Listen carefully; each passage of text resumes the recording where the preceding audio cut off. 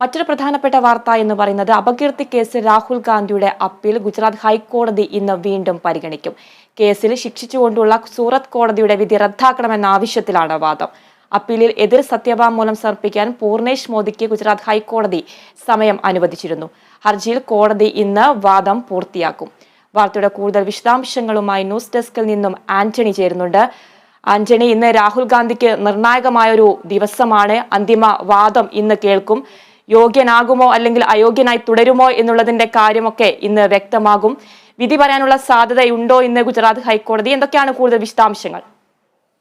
ആതിര, ഇന്നും രാഹുൽ ഗാന്ധിയെ സംബന്ധിച്ച് ഏറെ നിർണായകമാണ്. ഈ മോദി പ്രസംഗവുമായി ബന്ധപ്പെട്ട് മോദി പരാമർശവുമായി ബന്ധപ്പെട്ട് സൂറത്ത് കോടതി രാഹുൽ ഗാന്ധിക്ക് 2 വർഷം തടവ് ശിക്ഷ വിധിച്ചിരുന്നു. ഈ ശിക്ഷ സ്റ്റേ ചെയ്യണമെന്ന് ആവശ്യപ്പെട്ടാണ് രാഹുൽ ഗുജറാത്ത് ഹൈക്കോടതിയെ സമീപിച്ചത്. കഴിഞ്ഞ ദിവസം ഈ കേസിൽ രാഹുലിന്റെ വാദം പൂർത്തിയായിരുന്നു. അന്ന് രാഹുലിന്റെ അഭിഭാഷകനായ മനു അഭിഷേക് സിംഗ്വി പ്രധാനമായും വാദിച്ചത് ഇതൊരു ഗുരുതരമായ കുറ്റമായി കാണാനാകില്ല. കാരണം കൊലക്കുറ്റം പോലെ വലിയ കുറ്റം ചെയ്ത നവജോത് സിംഗ് സിദ്ധു ഉൾപ്പെടെയുള്ളവരെ അവരുടെ ശിക്ഷ സ്റ്റേ ചെയ്തിട്ടുണ്ട്.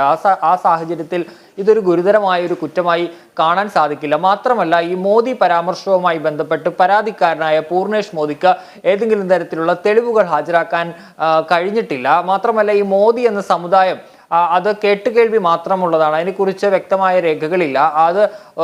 അങ്ങനെയുള്ള വാദങ്ങളാണ് പ്രധാനമായും രാഹുൽ ഗാന്ധിയുടെ അഭിഭാഷകൻ പ്രധാനമായും കോടതിയിൽ ഉന്നയിച്ചത്. അന്ന് വാദം നടന്ന ഘട്ടത്തിൽ കോടതി പറഞ്ഞത് ഈ ജനപ്രതിനിധികൾ അവരുടെ സ്ഥാനത്തെ ഓർത്തുകൊണ്ട് മാത്രമായിരിക്കണം പ്രസ്താവനകൾ നടത്തേണ്ടതെന്നല്ലോ ഒരു പ്രസ്താവന അന്ന് കോടതി നടത്തിയിരുന്നു. ജസ്റ്റിസ് ഹേമന്ത് പ്രചക്കാണ് ഈ കേസ് പരിഗണിക്കുന്നത്. ഏതായാലും ഇന്നിപ്പോൾ നടക്കുന്നത് ഈ പരാതിക്കാരനായ പൂർണേഷ് മോദിയുടെ വാദം കൂടി കോടതി കേൾക്കും.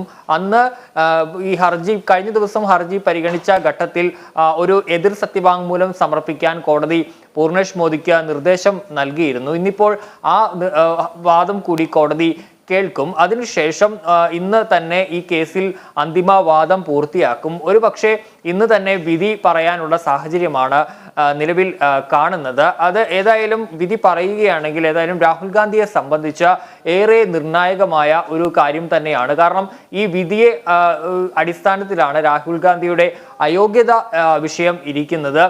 ഏതെങ്കിലും തരത്തിൽ ഈ വിധി സ്റ്റേ ചെയ്താൽ രാഹുലിന്റെ അയോഗ്യത, ഈ MP സ്ഥാനത്തുള്ള രാഹുലിന്റെ അയോഗ്യത നീങ്ങിക്കിട്ടും. മറിച്ച് തിരിച്ചടിയാണ് ഉണ്ടാകുന്നതെങ്കിൽ സ്വാഭാവികമായും രാഹുലിന്റെ അയോഗ്യത തുടരുന്ന സാഹചര്യം ഉണ്ടാകും എന്നുള്ളതാണ് പ്രധാനപ്പെട്ട കാര്യം. ഏതായാലും കോടതിയുടെ നിലപാട് ഇക്കാര്യത്തിൽ എന്താകും എന്നുള്ളത് കൃത്യമായി വ്യക്തമായിട്ടില്ല. ഏതായാലും ഇന്നിപ്പോൾ ഈ കേസിൽ വാദം പൂർത്തിയാക്കും.